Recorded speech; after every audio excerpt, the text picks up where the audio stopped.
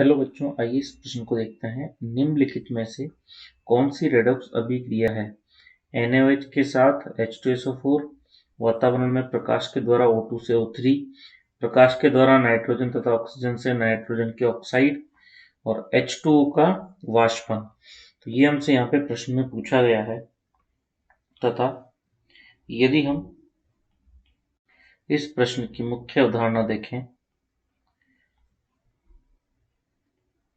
तो यहाँ पर प्रश्न में हमसे रेडॉक्स अभिक्रिया पूछा गया है। रेडॉक्स अभिक्रिया, तो रेडॉक्स अभिक्रिया सबसे पहले हमें पता होना चाहिए क्या होती है। वह ऐसी अभिक्रिया जिसमें अपचयन तथा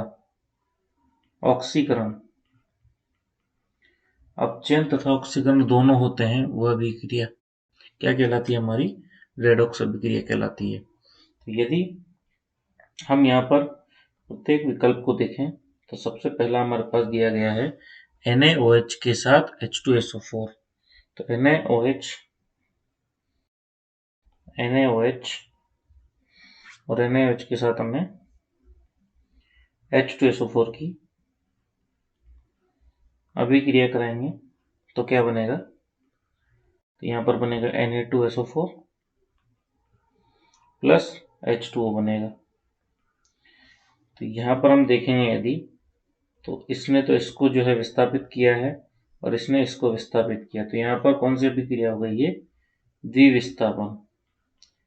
द्विविस्थापन अभिक्रिया हो गई। और हम जानते हैं कि जो द्विविस्थापन अभिक्रिया होती है वह रेडॉक्स अभिक्रिया नहीं होती है। हम यहाँ लिख देंगे चूंकि हम जानते हैं कि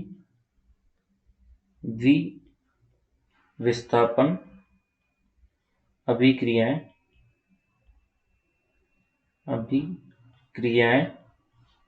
रेडॉक्स नहीं होती है। तो द्विविस्थापन अभिक्रिया हमारी रेडॉक्स अभिक्रिया नहीं होगी, इसलिए यह विकल्प हमारा गलत है। अब यदि हम बात करें हमारे दूसरे विकल्प की, विकल्प बी में हमसे पूछा गया है वातावरण में प्रकाश के द्वारा O2 से O3 बनना।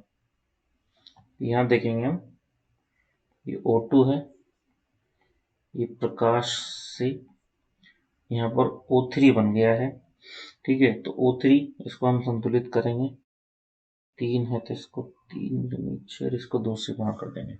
तो देखिए यहाँ पर O2 से O3 बनने पर O2 के ऊपर जो आवेश है वो 0 है तथा O3 के ऊपर भी आवेश क्या होगा? हमारा 0 ही होगा। तो ऑक्सीकरण संख्या में कोई परिवर्तन नहीं है। तो यहाँ हम लिखेंगे ऑक्सीकरण संख्या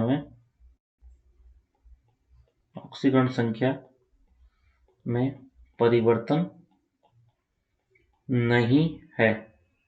अतः ये क्या है?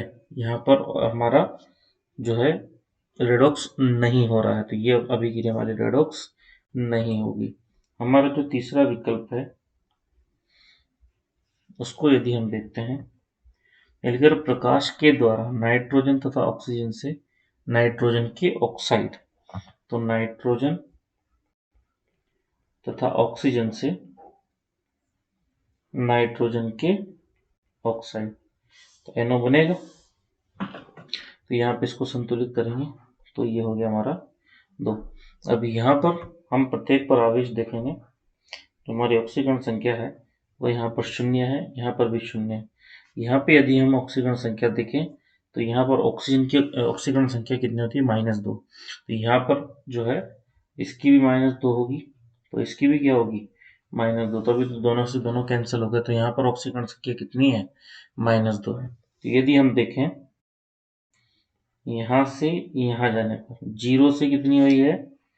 इसकी तो +2 होगी, 0 से +2 यानी ऑक्सीकरण संख्या क्या हो रही है? बढ़ रही है। और जब ऑक्सीकरण संख्या बढ़ती है तो क्या होता है? ऑक्सीकरण होता है, ऑक्सीकरण हो रहा है यहाँ पे। और यदि हम बात करें हमारे इस O2 से यहाँ की यदि हम बात करें तो 0 से क्या हो रहा है -2, यानी कि ऑक्सीकरण संख्या क्या हो रही है यहाँ पे हमारी कम हो रही है। तो क्या होगा अपचयन। और हम जानते हैं कि ऐसी अभिक्रिया जिसमें अपचयन तथा ऑक्सीकरण दोनों हो वो अभिक्रिया क्या कहलाती है हमारी रेडॉक्स कहलाती है। और ये हमसे प्रश्न में पूछ भी रहे हैं, तो ये हमारा सही उत्तर हो सकता है। हमारे अंतिम विकल्प की यदि हम बात करें तो H2O का वाष्पन। यहाँ पर हम देखेंगे डी विकल्प जो हमारा H2O का वाष्पन। H2O को हमने हीट किया और वाष्प बनी, ये हमारा जो है लिक्विड है और ये हमारा जो है गैसियस है। तो गैसियस होगा तो भी इसके अणु तो जल के अणु ही रहेंगे, तो इसका सूत्र तो जो है हमारा H2O ही रहेगा। तो इसमें भी कोई परिवर्तन नहीं है, अतः जो हमारा यह रेडॉक्स अभिक्रिया नहीं होगा। तो हमारी जो सही विकल्प होगा वो हमारा विकल्प 3 ही होगा, जहाँ पर जो है नाइट्रोजन तथा ऑक्सीजन के द्वारा नाइट्रोजन ऑक्साइड बन रहा है प्रकाश की उपस्थिति में, और ये हमारी रेडॉक्स अभिक्रिया होगी। आशा करता हूँ आपको प्रश्न अच्छे समझ आया होगा। धन्यवाद।